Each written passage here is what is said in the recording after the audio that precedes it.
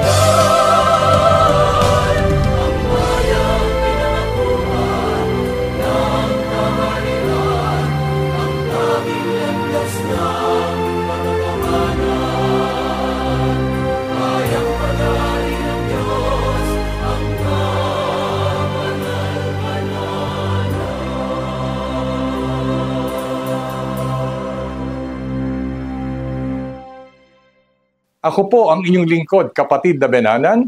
Kapiling natin sa talakayang ito ang ating minamahal na kapatid na Neraya. Kapayapaan po, kapatid na Neraya. Kapayapaan din po sumainyo, kapatid na Belhanan, at kapayapaan po ang muli ay pagbati namin sa aming mga minamahal na taga-subaybay ng programang ito na ang Kabanal-Banalan. Sa nakalipas na pamamahayag ng programang ito ay itinuro sa atin at ipinayo sa atin sa pamamagitan ng banal na kasulatan na upang makilala natin ang ating Panginoon Diyos na ating pinaglilingkuran, tayo po ay magpatuloy na saliksikin, makinig ng kanyang mga banal na salita. Sa ganitong kaparaanan ay madadagdagan ang ating pagkaunawa, uunlad ang ating pagkakilala tungkol sa tunay na Diyos na dapat nating sambahin at dapat nating paglingkuran. At bahagi po ng pagpapakilala ng ating Panginoon Diyos tungkol sa Kanya ay ang paksang aralin na ngayon ay atin pong sama-samang pag-aaralan. Ang paksa ay nagsasabing, ang Diyos ay makatarungan. Ito po ay hango sa aklat ng lalaking si Job sa kanyang 34:17 sa Revised Tagalog Popular Version. At upang pasimulan ang mga talakayang ito, kapatid na Neraya, ano ba ang pagkakilala sa Panginoon Diyos ng kanyang mga unang lingkod? Ang sagot po ay mababasa natin sa mga talata na nasulat sa banal na kasulatan sa aklat ng Henesis. Ang kapitulo ay 18 at ang bersikulo po ay 23 hanggang 25. Sasalin po ng Biblia na Revised Tagalog Popular Version. Pakibasa po, kapatid na Benhanan. Itinanong ni Abraham, lilipulin po ba ninyo ang lahat ng tao, ang mabubuti kasama ng masasama? Sakali pong may 50 mabubuting tao sa lungsod, wawasakin pa rin ba ninyo yon? Hindi po ba ninyo patatawarin ang lungsod alang-alang sa 50 yon? Naniniwala po akong hindi nyo idaramay ang mabubuti. Hindi nyo gagawin yon sapagkat kung ganito ang mangyayari, parehong magdurusa ang masama at ang mabuti. Hindi ninyo magagawa yon. Makatarungan ang hukom ng buong daigdig. Maliwanag po ang diwa na sumasagot sa ating ibinangong katanungan sa pamamagitan ng mga talatang ito na binasa ng ating kapatid na Benhanan. Tungkol sa kung ano ang isa sa pagkakilala sa Panginoong Diyos ng kanyang mga unang lingkod. Sa mga talatang ito'y maunawa natin, ang isa sa mga kilalang lingkod ng Diyos ng una ay ang lalaking si Abraham, na itinuring ng Diyos na kanyang kaibigan. Kaya ipinapahayag ng Diyos sa kanya ang mga plano ng Diyos na gagawin. At ang tinatalakay sa mga talatang ito ni Abraham at ng Diyos ay ang tungkol sa planong paglipol o paggunaw sa Sodoma at Gomora. At tinatanong ni Abraham kung lilipulin po ba ninyo ang lahat ng mga tao ron, yung masasama kasama ng mabubuti? Papayagan niyo po ba na magdusa ang mga masasama na pareho ng pagdurusa, pati ang mga mabuti? Ang sabi ni Abraham, kung meron po ba kayong makita na 50 na taong matuwid o mabuti, itutuloy niyo po ba ang paggunaw? Sabi niya, naniniwala ako na hindi niyo po gagawin iyon. Hindi kayo papayag na parehong magdusa ang masama at ang mabuti. Sapagkat ang pagkakilala ko sa inyo, kayo anya ay makatarungang hukom ng buong daigdig. So batay dyan sa usapang yan ay sumagot ang Panginoon kung ipagpapatuloy natin ang pagbasa. Opo. Alang-alang niya sa 50 na taong mabubuti o matuwid, hindi ko gugunawin ang Sodoma at Gomora. So ang punto po ay natuloy pa rin ang paggunaw kasi hanggang sa 40, 30, 20, hanggang 10 na lang. Pero hindi umabot. 4 lang yung natira, si Lot lang na pamangkin ni Abraham at yung asawa niya at saka yung 2 anak. Kaya para hindi sila maapektuhan ng pagdurusa, sila ay inutusan na lang na umalis doon sa pamamagitan ng pagsusugo ng Diyos ng anghel na gagabay sa kanila para lisanin ang Sodoma at Gomora. So dito maunawa natin, una, ang pagkakilala sa Panginoong Diyos ng kanyang mga unang lingkod, katulad ni Abraham, ang Diyos po ay kinikilala niyang makatarungang hukom sa buong daigdig. At pinatunayan naman ng Diyos ang kanyang pagiging makatarungan sa paraang ibinibigay niya kung ano yung nararapat sa mga taong mabubuti at ibinibigay niya kung ano yung nararapat sa mga taong masasama. Yung masama na ayaw magsipagbago pagkatapos ng malaong panahon na pagbibigay babala, ay wala pa rin planong magsisit magbago, iginagawad ang pagpaparusa. Pero sa mga tao naman na mabuti, hindi niya ito idinadamay na parusa. Sa katunayan ay iniligtas nga ng Panginoon yung mabubuti sa paraang nagsugo ng anghel nagagabay sa kanila. Pero pinarusahan ng masama sa pamamagitan ng apoy. So yan pong mga gawang yan ay hindi lang pagkakilala na ang Diyos ay makatarungan, kundi pinatunayan mismo ng mga pangyari sa simula pa lang ay talagang likas na katangian at kalagayan ng Panginoon ang pagiging Diyos na makatarungan. Ibig sabihin po, mga giliw naming mga taga-subaybay, kapatid na Neraya, hindi maaaring sumbatan ang ating Panginoon Diyos sa bawat pagpapasya o paghatol na ginagawa ng Diyos ukol po sa atin na mga tao. Kung ano ang pasya ng Panginoon, tinitiyak po ng mga banal na kasulatan, yon ay ayon at mula sa pasya ng isang makatarungang hukom. At yun nga po ang ating Panginoon Diyos. Ang kanyang pagiging makatarungan ay inihayag niya sa panahon pa ng lalaking si Abraham sa pamamagitan ng pagliligtas ng ating Panginoon Diyos sa pamilya ng lalaking sulot mula sa paggunaw ng bayang Sodoma at Gomora. Sa panahon naman po, kapatid na Neraya, ng bayang Israel, papaano naman inihayag ng ating Panginoon Diyos ang kanyang pagiging makatarungang Diyos sa bayang Israel? Ang sagot po ay mababasa natin sa aklat ng Nehemias, Kapitulo 9, versikulo 13. Sasalin po ng Biblia na Revised Tagalog Popular Version. Mula sa langit ay bumaba ka sa bundok ng Sinai at kinausap mo ang iyong bayan. Binigyan mo sila ng mga tuntuning makatarungan, mga batas na maaasahan at mabubuting kautusan.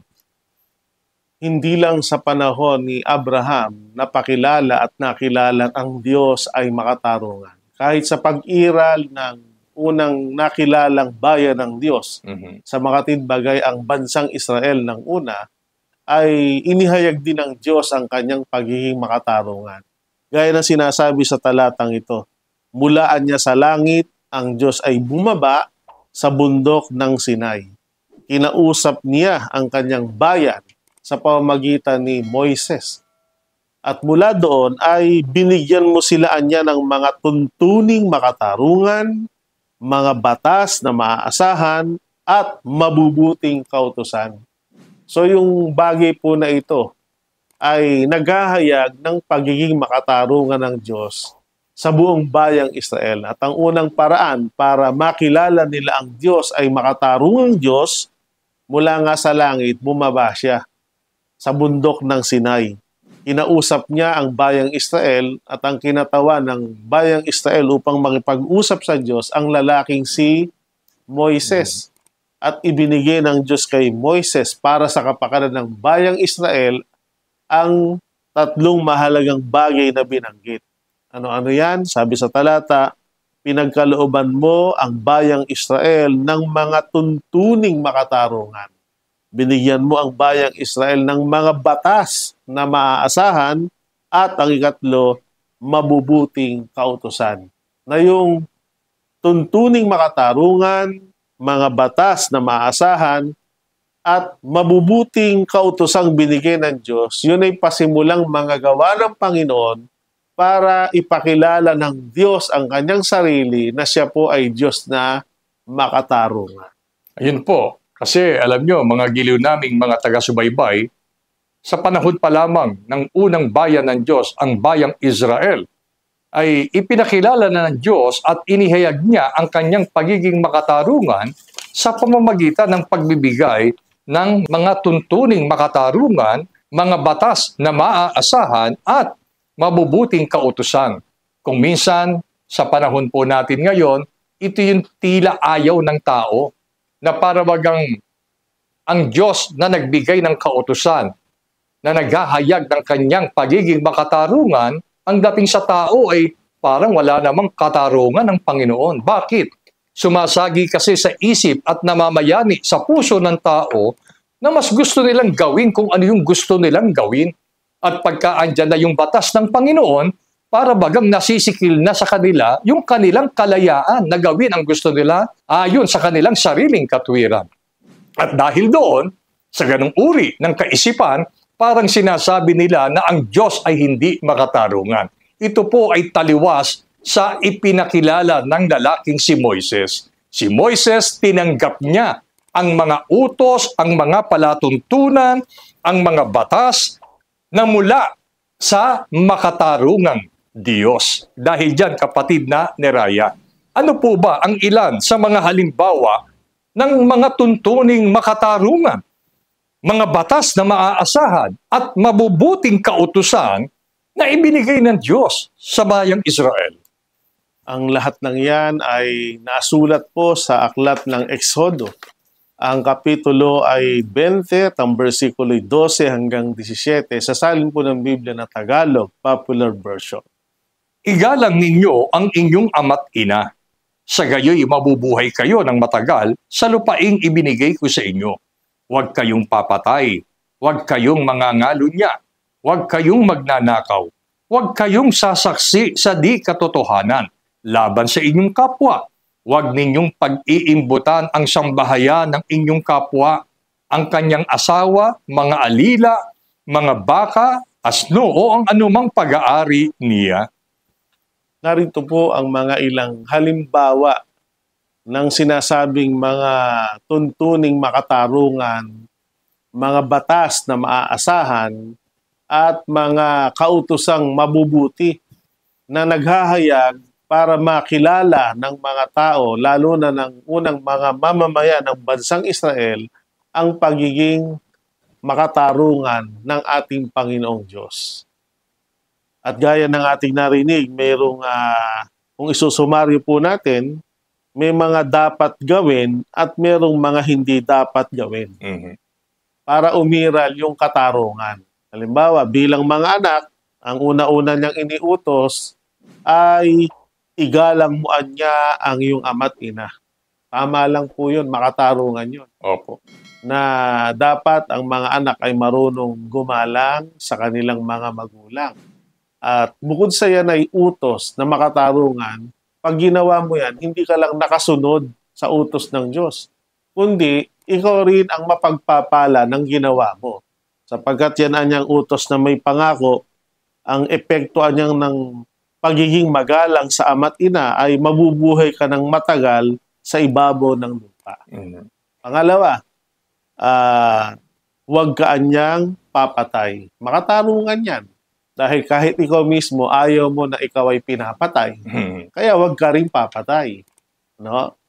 At para bigyang katarungan ng kautosang iyon, ang sino man na niyang pumatay, papatayin din. Kaya fair po ang kautosang yan. Pangatlo, huwag kang mangangalon niya. Huwag kang makikiapid.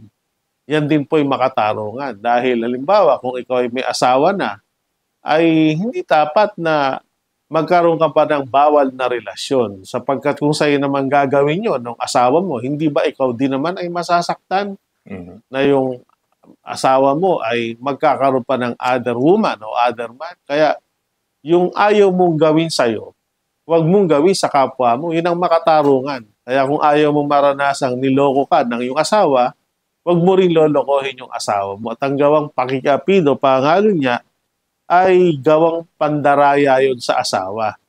Kaya makatarungang huwag kang mangalon niya, fair po yun. At huwag ka anyang magnanakaw. So ayaw rin natin na tayo nananakawan, di po ba? Kaya kung ayaw natin tayo nananakawan, naglagay ang Diyos ng utos na makatarong, huwag kang magnanakaw para hindi ka rin pagnakawan. Huwag ka anyang sasaksi sa di katotohanan laban sa iyong kapwa. Kasing kahulugan ng salitang huwag kang magsisinungaling. Di po ba ayaw din natin na pinagsisinungalingan tayo? Ayaw natin na ginagawan tayo ng sari-saring tahi-tahing kwento? So huwag rin tayo magtatahi-tahi ng mga kwento laban sa ating kapwa, lalo na yung sasaksihan mo yung bagay na hindi mo naman nakita para lang paratangan ng kasalanan ng iyong kapwa. Di po ba ayaw natin na tayo na pagbibintangan? O huwag ka rin magbibintang sa iyong kapwa. Kaya itong kautosang ito, talagang naghahayag na tuntuning makatarungan, mga batas na maaasahan para maghayag na ang Diyos na nagbigay ng utos at ang kanyang mga utos ay pawang makatarungan. Ganon din bilang ika-6 ay huwag ninyo anyang pag-iimbutan ang sambahayan ng inyong kapwa. Huwag mong iimbuti ng asawa ng kapwa mo, kahit ang alila niya, kahit yung mga ari-arian niya, katulad ng mga baka, asno, o anumang pag-aari. Kumbaga, kahit sa atin, ayaw nating napag-iinteresan yung bagay na ating pag-aari. Ayaw natin na tayo nauumitan ng ating kapwa o nakukuhanan ng bagay na pag-aari natin. So, wag din natin yung gawin sa kapwa natin. So, ibig sabihin, talagang kung ating uunawain dito pa lang sa 6 na bagay na ito at sa iba pang mga bagay na iniutos ng Diyos sa bayang Israel, pasado doon sa kahingiang mga tuntuning makatarungan, mga batas na maaasahan, at mga mabubuting kautusan ang ibinigay ng Diyos sa kanila. At yon ay mga panimulang gawa na nagtatanghal para makilala nila ang Diyos na kanilang sinasamba, ang Diyos na kanilang pinaglilingkuran ay isang Diyos na makatarungan.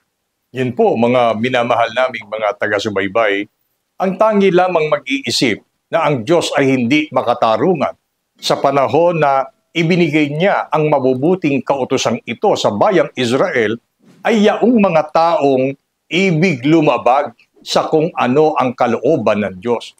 Hindi nga mabuti sa isang tao na huwag pumatay kung ang layunin niya ay manakit o pumatay ng kanyang kapwa-tao.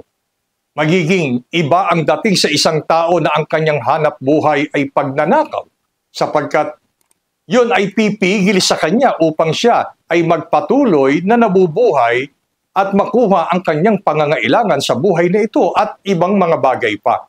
Bahagi ito ng 10 utos na ibinigay ng Diyos sa bayang Israel, na kung bakit tinawag na batas na maaasahan, mabuting kautusan, sapagkat kung ito ay sundin ng mga Israelita, lilikha ito ng isang mapayapang bansa, mapayapang mamamayan, at higit sa lahat, mga mamamayang karapat-dapat na kumikilala sa ating Panginoon Diyos. Kaya ang pwede lamang gawin ng tao ay huwag nang mag-alinlangan kung ano ang utos at batas ng Diyos ukol sa ating mga tao. Tanggapin natin ito ng may buong pananampalataya at panindigan natin, sikapin natin na ito ay matugunan. Mga minamahal naming taga-subaybay. At sa panahon naman po, kapatid na niraya ng Kristyanismo, ano ang naging kanilang pagkaunawa at pagkakilala sa pagiging makatarungan ng Diyos? Ayon po kay Apostol Pablo, nasulat sa Aklat ng mga Ebreyo, Kapitulo 6, versikulo 10, sa salin po ng Biblia na Revised Tagalog Popular Version. Makatarungan ang Diyos. Hindi niya malilimutan ang inyong ginawa at ang pagmamahal na inyong ipinakita at hanggang ngayon ipinapakita sa pamamagitan ng paglilingkod ninyo sa mga hinirang ng Diyos. Hindi lang po sa panahon nila Abraham, napakilala at nakilala ang Diyos bilang makatarungan. Hindi lang din sa panahon ng bayang Israel sa pamamagitan ng pagbibigay ng mga tuntuning makatarungan, mga batas na maasahan at mabubuting kautusan na natanghal ang Diyos bilang makatarungang Diyos, nagbibigay ng nararapat sa mga nagpapakasama at nagbibigay gantimpala sa mga nagpapakabuti. Kahit hanggang sa panahon ng mga Kristiyano, ang katangian ng pagiging Diyos na makatarungan ng ating Panginoong Diyos ay nananatili. Sa paraang sabi ni Apostol Pablo, makatarungan ng Diyos, hindi niya malilimutan ang inyong ginawa at ang pagmamahal na inyong ipinakita. So sa mga nagpapakita at gumagawa ng mabuti para matanghal sa kanila yung pagiging makatarungan ng Diyos, hindi niya yun nililimot. Kung ang Diyos nagbibigay ng kaparusahan sa gumagawa ng masama, nagbibigay naman siya ng gantimpala at pagpapahalaga sa mga taong gumagawa ng mabuti at nagpapadama ng pagmamahal. At yung katuruan ay lalong humikayat sa mga unang mananampalataya na magpatuloy sa paggawa ng mabuti, sapagkat naniniwala silang makatarungan ng Diyos. Kapag patuloy kang gumagawa ng mabuti, kung merong unang nagpapahalaga at hindi nakakalimot sa ginawa mong mabuti at ikaw ay gagantimpalaan ang Diyos na makatarungan. Kaya dahil doon, talagang ang mga unang Kristiyano, pinasasalamatan man sila o hindi ng mga taong ginawa nila ng mabuti, ginagantihan man sila o hindi ng mabuting ginawa nila sa kanilang kapwa, tuloy-tuloy lang po sila. Dahil ang pinangahawakan nilang pagkakilala at katwiran, ang Diyos ay makatarungan. Na kahit hindi sila pasalamatan ng mga tao, kahit hindi sila gantihan, merong Diyos na nagpapahalaga at nagagantimpala sa pagmamahal na kanila ipinapadama at sa mabubuting gawa na kanilang ipinakikita. Inuudyukan po tayo, mga giliw naming taga-subaybay, ng mga pagtuturong ito na huwag tayong mag-alinlangan sa kung ano ang kapasyahan at palatuntunan at batas ng ating Panginoon na ukol sa atin na mga tao. Sa halip, kung ano ang kanyang kalooban, yun ang buong puso't pananampalataya nating isakatuparan. Sapagkat sa kanyang pagiging makatarungan, tatanggapin natin kung ano ang nararapat ayon sa ating mga gawa. Sabi nga ng Apostol Pablo, ang Diyos ay hindi napabibiro. Kung ano ang itinanim ng tao, yon ang kanyang aanihin. Kaya kung ibig nating umani ng marami, umani ng mabuti, gumawa tayo ng mabuti sa ating kapwa. Maglingkod tayo sa ating Panginoon Diyos. Huwag nating kalilimutan na ang paglilingkod sa Diyos ay isang pangangailangan.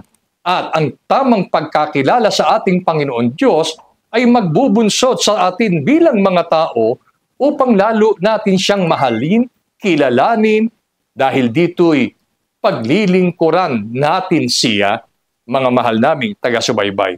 Dahil dito, sa mga huling araw, kapatid na Neraya, sa muling pagparito ng ating Panginoong Kristo Jesus, papaano niya ihahayag ang nananatili niyang katangian bilang Diyos na makatarungan? Ang sagot po na mula sa Biblia ay mababasa natin sa aklat ng Apokalipsis. Ang kapitulo ay 22, ang versikulo ay 11 hanggang 12. Sa salin po ng Biblia na Revised Tagalog Popular Version. Magpatuloy sa pagpapakasama ang masasama. Magpatuloy sa pagpapakarumi ang marurumi. Ngunit ang mabubuti ay magpatuloy sa pagpapakabuti at ang banal sa pagpapakabanal. At sinabi ni Jesus, makinig kayo, darating na ako, dala ko ang mga gantimpalang ibibigay sa bawat isa ayon sa kanyang ginawa.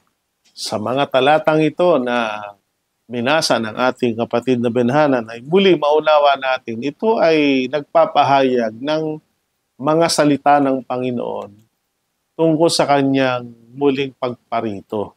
Ayan ang ating narinig. Sinabi ni Jesus, makinig kayo, darating na ako. Kung ang mga tao sa huling araw ay nasasaksihan natin na yung mga masasamaan niya ay nagpapatuloy sa pagpapakasama at yung mga marurumi, nagpapatuloy pa rin sa kanilang pagpapakarumi, pero hindi tayo dapat mahawa sa mga ganong mga tao. Alalahanin nating muling paririto ang Panginoon, kaya dapat nating paghandaan bilang Diyos na makatarungan. At piliin nating mapabilang tayo sa mga taong mabuti na ay nagpapakabuti pa. At mapabilang tayo sa kalipunan ng mga taong pinapaging banal o banal na ay nagpapakabanal pa. Sapagkat sa pagparito ng Panginoon, kung ang pinili nating uri ng pamumuhay ay mabuti na nagpapakabuti pa, banal na ay nagpapakabanal pa, ayon sa ginawa nating pagpapakabuti, ayon sa ginawa nating pagpapakabanal, gagantimpalaan niya tayo. Kumpara sa mga tao naman na masama na nga nagpapakasama pa. Marumi na, ayaw pang maglinis, nagpapakarumi pa.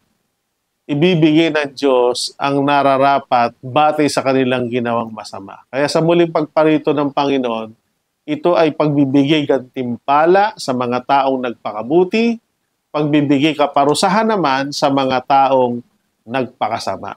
Dahil hanggang sa huli, mananatiling ang Diyos ay makatarungan. Gagantimpalaan niya, pagpapalain niya, bibigyang parangal niya ang mga taong nagpakabuti at nagpakabanal. Ngunit hindi makakaiwas, parurusahan niya at ibibigay ang nararapat na kahatulan sa mga taong hindi nagsipagbago kundi nagpakasama pa sa kanilang buhay. Kaya matakot tayo sa Diyos. Kilalanin natin siya bilang makatarungan. Huwag nating isiping kung hindi tayo nakakaranas ng parusa ngayon sa mundong ito kapag tayo nakakagawa ng masama. Ibig sabihin, binabaliwala lang ng Panginoon. Hindi po. Binibigyan niya lang tayo ng pagkakataong magsisi, magbago, para sa halip na parusa ay bigyan niya tayo ng gantimpala dahil ang Diyos natin ay Diyos na makatarungan. Mga minamahal naming mga taga-subaybay, tayo na po. Alam ko, ninanais natin na maging karapat-dapat tayo sa harap at paningin ng ating Panginoon Diyos. Alam ko, walang tao na nasa katinuan ng kanyang pag-iisip ang mangangarap na siya'y hatulan ng Panginoon. Subalit, ibinigay na ng Diyos ang mga kaparaanan. Narito, inihahayag ng Diyos ang kanyang kalooban. Ibig niya na ang lahat ng tao'y tumanggap ng gantimpalang mula sa Kanya. Ano lamang ang dapat nating gawin?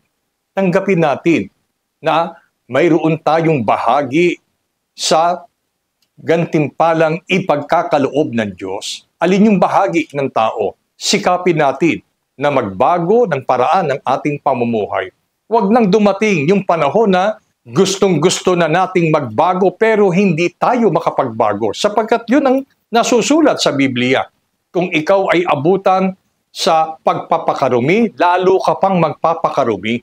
Kung ikaw ay abutan sa paggawa ng kasalanan, lalo ka pang gagawa ng mga kasalanan. Hindi ba't mas mabuting ngayon pa lamang sikapin na nating tunguhin ang daan na pinalalakaran sa atin ng Panginoon? At kung dumating na ang panahong lalo nating makilala ang Diyos sa kanyang kalagayan, masasabi natin, bahagi na tayo nung talata na nagsasabing, ang mabuti ay magpapatuloy pa sa pagpapakabuti. Ang banal ay lalo pang magpapakabanal. Sapagkat ito ang ibig ng Diyos na magawa natin bilang mga tao. Baguhin natin ang paraan ng ating pamumuhay, tunguhin natin ang isang buhay na papalapit sa Diyos na dapat nating sambahin, kilalanin, at paglingkuran. Sapagkat hindi pwedeng sabihin ng tao na bahala na, ang Diyos naman ay pag-ibig. Opo, ang Diyos ay pag-ibig, pero bahagi ng kanyang pagiging pag-ibig na dapat nating makilala, siya po ay makatarungang Diyos. Ibibigay ng Diyos bilang makatarungang hukom kung ano ang nararapat na tanggapin ng tao. Kung ikaw ay nagpakasama, hatol ang atin pong tatanggapin. Kung ikaw naman ay lumakad sa daan ng kabutihan at pagbabanal, tatanggapin natin ang gantimpalang mula sa Panginoon. Sana, mga giliw naming mga taga-subaybay, umakay itong pagtuturong ito upang lalo nating kilalanin ang Diyos bilang tagapagligtas, bilang manunubos, bilang makapangyarihang Diyos. At ngayon, nagpapakilala siya bilang makatarungang Diyos. At ito po nawa ang basbasan sa atin ng ating Panginoon Diyos, ipagpala sa atin ngayon at magpakailanman. Amen. Maraming salamat po sa inyong pagtangkilik sa palatuntunang ito ng Kabanal-Banalang Iglesia ng Diyos kay Kristo Jesus. Kung nais po ninyong mapanood ang iba pa naming programa at upang lubos po ninyong makilala ang Kabanal-Banalang Iglesia ng Diyos kay Kristo Jesus, mag-subscribe sa ating YouTube channel na The Most Holy Church. Bisitahin ang aming Facebook page na MHC Media. At bisitahin ang ating official website na www.mostholychurch.com. Maraming salamat po.